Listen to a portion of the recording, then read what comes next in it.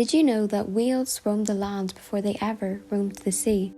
Over time, their descendants spent more and more time in the water, and their bodies became adapted for swimming.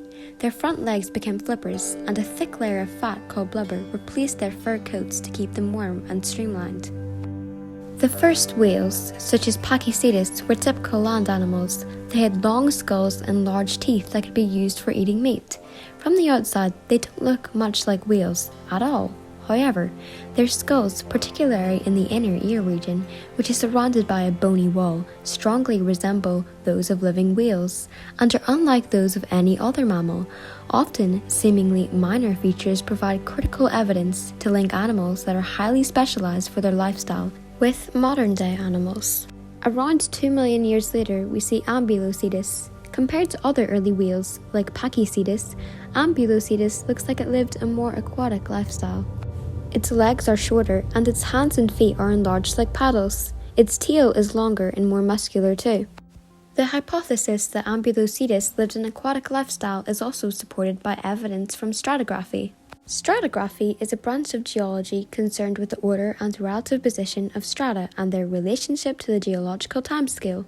It is also the analysis of the order and position of layers of archaeological remains.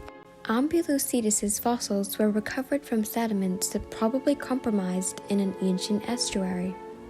Animals are what they eat and drink, and saltwater and freshwater have different ratios of oxygen isotopes. This means that we can learn about what sort of water an animal drank by studying the isotopes that were incorporated into its bones and teeth as it grew. Ambulocetus likely drank both saltwater and freshwater, which fits perfectly with the idea that these animals lived in estuaries or bays between freshwater and the open ocean. Whales that evolved after Ambulocetus show higher levels of saltwater oxygen isotopes, indicating that they lived in nearshore marine habitats and were able to drink saltwater as today's whales can. These animals evolved nostrils positioned further and further back along the snout. If you watch footage of modern-day whales swimming, you'll notice that their tail fins aren't verticals like those of fishes, but horizontal.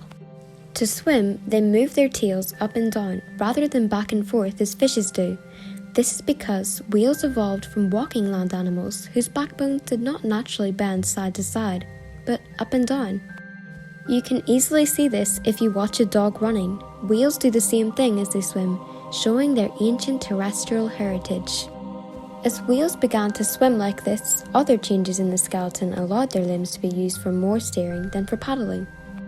In the skeletons of living dolphins and whales, the transition from body to tail fluke is marked by a change in the vertebral column.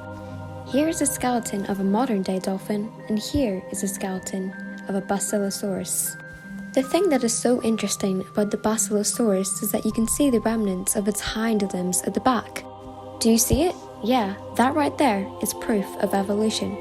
We also know that like modern-day whales, Basilosaurus had tail flukes. The transition from body to tail fluke is marked by a change in the vertebral column.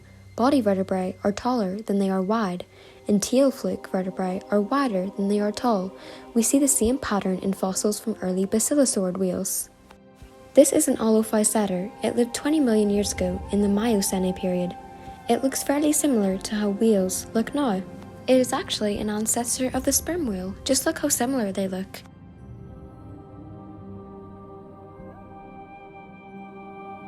And as far back as 18 million years ago, whales looked almost the exact same as they do now.